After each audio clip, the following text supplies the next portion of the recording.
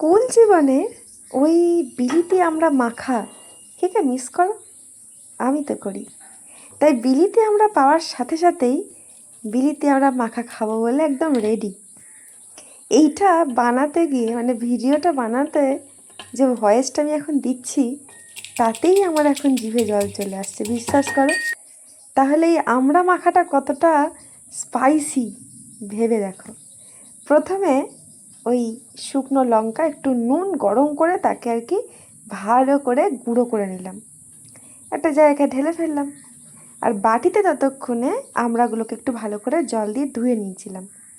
তারপর একটা ছিলার দিয়ে তাকে তো বেশ সুন্দর করে কেটে ফেললাম, একদম তার খোসা ছাড়িয়ে রেডি। আর সেই যে স্কুলের সামনে কাকুটা দাঁড়িয়ে এইভাবে কেটে দিত আমড়াগুলোকে, মনে পড়ে? তারপরে ওই যে শুকনো লঙ্কা নুন দিয়ে ভালো করে একটা ওই গ্লাসেতে মেখে দিত না, ওইটা তো আর পারলাম না। তাই অগত্যা বাটিতে আর ডিশেতেই ভরসা।